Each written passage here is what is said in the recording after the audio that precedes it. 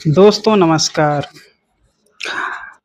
भारत गरीबों का देश है। कुछ लोग ये बात सुनकर उछल पड़ेंगे कि हमको गरीब कह दिया। लेकिन सच में दोस्तों, भारत गरीबों का देश है। अब आप लोग सोच रहे होंगे कि मैंने ऐसा क्यों कहा। भारत सरकार विदेश मंत्रालय द्वारा संसद में दिए गए आंकड़े के अनुसार, हालांकि ये आंकड़े कभी सही नहीं होंगे, लेकिन फिर भी जो आंकड़ा दिया गया उसमें बताया गया कि 2014 से लेकर जब से महामानव की सरकार आई है 2024 तक 2024 तक का आंकड़ा बताता है कि 17,10,890 लोग भारत की नागरिकता छोड़ चुके हैं।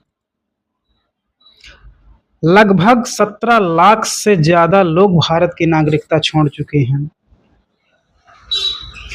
अब स्वाभाविक इस बात की है कि कोई छोटा मोटा गरीब व्यक्ति तो छोड़ नहीं पाएगा, वो तो पासपोर्ट और वीजा अफोर्ड नहीं कर सकता है।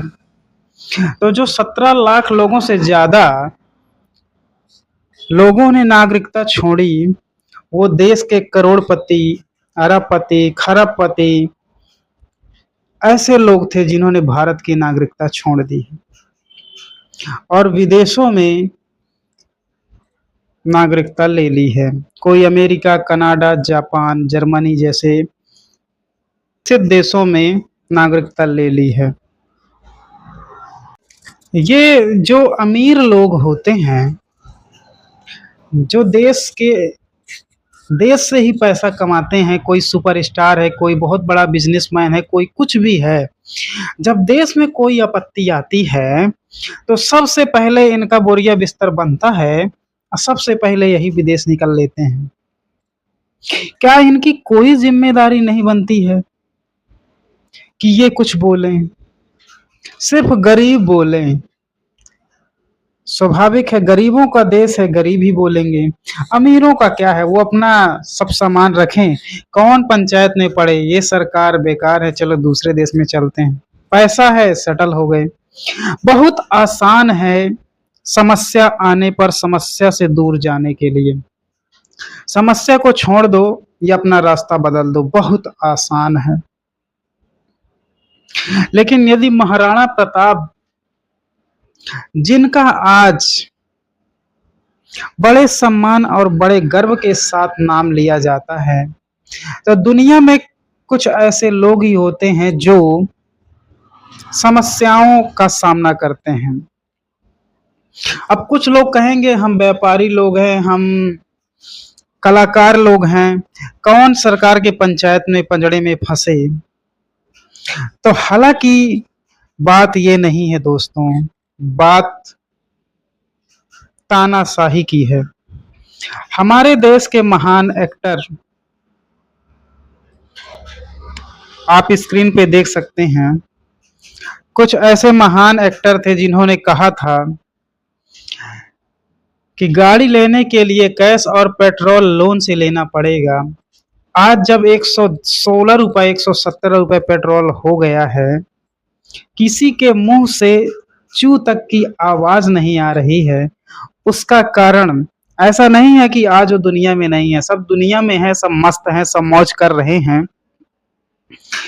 लेकिन उनको पता है कि भारत में एक ऐसी अनपढ़ सरकार है जो लोगों को डरा कर, धमका कर राज करती है। उनको पता है कि हम यदि कुछ बोलते हैं तो 1 घंटे बाद ही सीबीआई, ईडी की रेड पड़ जानी है, इसलिए शांत रहो। तो फिर इसका उपाय क्या है? इसका उपाय है साहस। यदि आप स्वतंत्र होकर जीना चाहते हैं तो ऐसा आप कद बनाइए कि आपको सरकार से ना डरना पड़े, क्योंकि आपने कोई चोरी नहीं की है। चोर तो सरकार है, तो डरना तो सरकार को चाहिए। लेकिन जो जितना डरता है वो अपनी उतनी ही ताकत दिखाने की कोशिश करता है कि मैं मजबूत हूँ। लेकिन जिस दिन सभी लोगों ने एक साथ आवाज उठाई, जैसा आज हमारे देश की महान एक्ट्रेस करीना कपूर ने कहा कि यदि राहुल गांधी जी जब भी प्रधानमंत्री बनेंगे, कितनी बड़ी बात कही उन्होंने कि देश उसी हालत में मिलेगा, पूरा कंगाल, जिस तरह अंग्रेजों से पंडित जवाहरलाल नेहरू को मिला था। मैं सलाम करता हूं ऐसे जज्बे को। हम लोग बहुत आम आदमी हैं, हमारी बात को कौन सुनता है, लेकिन आप लोग तो सुपरस्टार हैं। आप लोगों की बात दुनिया सुनती है, आप लोगों की बात दुनिया कॉपी करती है। मैं समझता हूं कि भारत 140 करोड़ इस देश में रहते हैं, 140 करोड़ लोगों का घर है। यदि कोई घर को उजाड़ रहा हो तो बोलना तो बनता है। दोस्तों, डर करके चुप रहना अच्छी बात है, लेकिन जब आपका घर ही नहीं रहेगा तो आप रहेंगे कहाँ? इसलिए कहता हूं कि भारत एक गरीब देश है। आज जमीन बचा रहे हैं, जंगल बचा रहे हैं, पेड़ बचा रहे हैं, पहाड़ बचा रहे हैं, नदी बचा रहे हैं।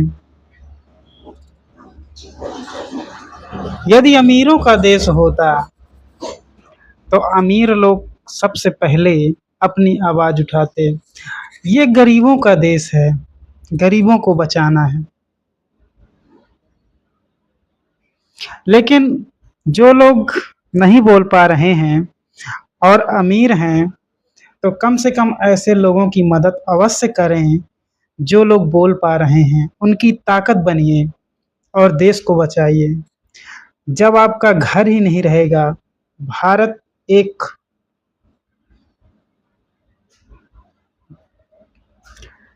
घर की तरह है। अपने घर को बचाइए, अपने देश को बचाइए। जय हिंद।